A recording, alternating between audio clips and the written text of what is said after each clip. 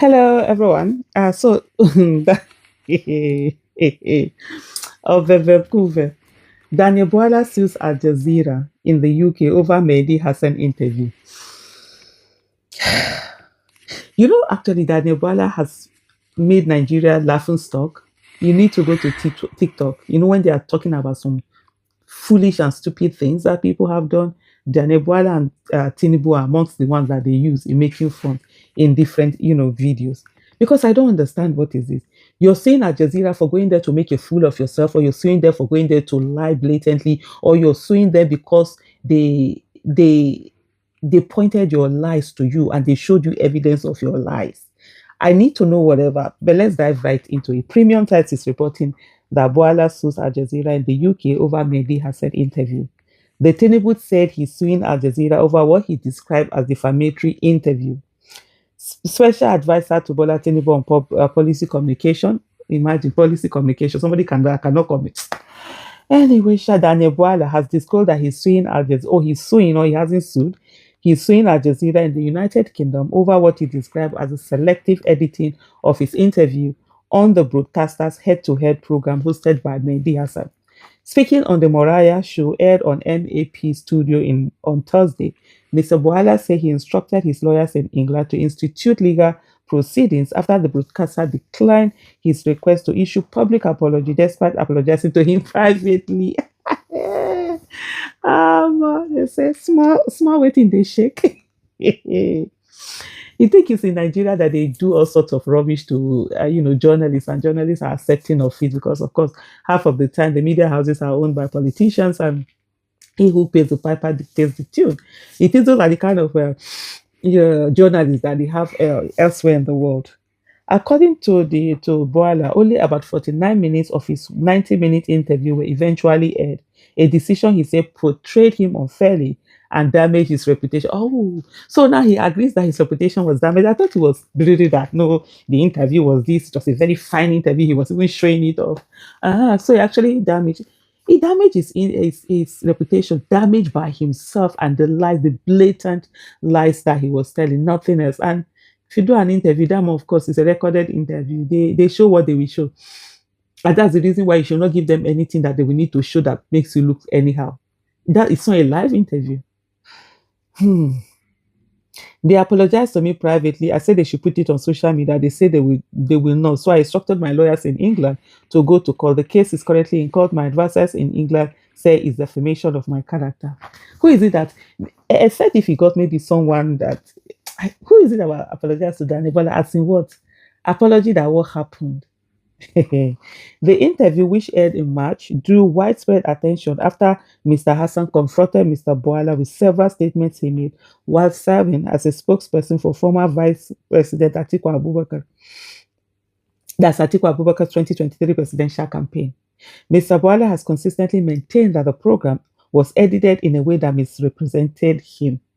Mr. Bwala, see, let me tell you something. I do a lot of interviews. I've done national, international, local, whatever form of interview, be it on media, be it on this thing, whatever it is. Yes, I know sometimes, media people can sensationalize what you said. They can, edit certain things to portray you in a way that doesn't put you in the right to something, because sometimes they are looking for that sensationalism.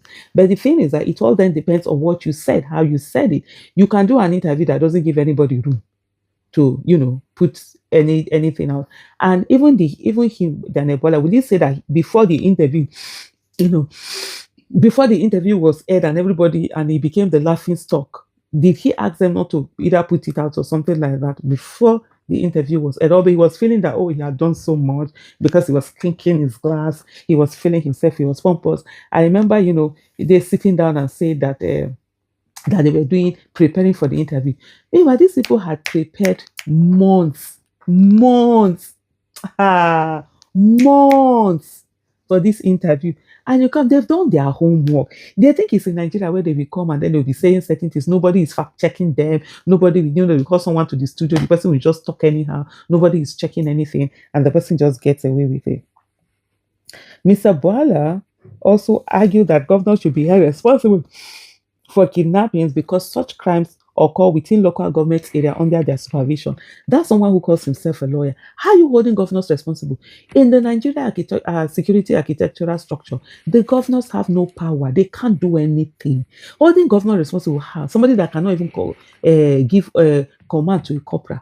It is the commander in chief that everything is in their hand. And he was saying that every kidnapping and abduction that takes place in any state of Nigeria holds that governor. They should hold that governor responsible. Every local government, all the kidnappings are taking place in local government. Yes, even the mineral resources that are coming that the federal government is sharing, they come from local government. They don't come from air. If that's the case, then let's go back to you know what's that system of government, the what's it called, the executive this system of government where everything is decentralized. Let's go back to that now. You cannot act a setting. Let's have the true federalism. Yes, that's what I'm looking for. Let's Kokuma have the true federalism. Let every state, every local government keep whatever they want to do and give a little bit to the federal for protection. You cannot have when it's time for resources, you want to pack everything. Then when it is time to solve problems, you now be pushing those problems, to government, to state government, especially when it comes to the issue of security. His comments come as concerns over insecurity continues across the country. In May, Premium Times reported that that government abducted about 32 people, including pupils and teachers from school in Orire local government area of Oyo State. One of the victims, mathematics teacher Michael Oye Dokun, was later killed while in captivity. And yesterday they said those victims had been freed. They are now out. That was the news that came out yesterday. Mr. Bwala said the federal government has released funds to states under the Safe School Initiative for security measures such as perimeter fencing and early warning. That perimeter fencing, they're always doing perimeter fencing, perimeter fencing. It's opportunity for contract. They just build contract. Somebody is going to make money. Is that the security they are talking about? In short, Daniel Bwala Matama said na rubbish talk wey person go dey. Like this, you wonder shall never know. Yes, so we dey hear say Daniel Bwala does sue Jazeera. You understand? So now say one second he grant interview. You understand? So when he go expose himself, so you understand? So he don't go sue them now. Omo. No, wait till me the answer. I hope say don't be Nigeria money he take go sue them now. You understand? Because I don't believe say that the Bwala get that money, get that resources.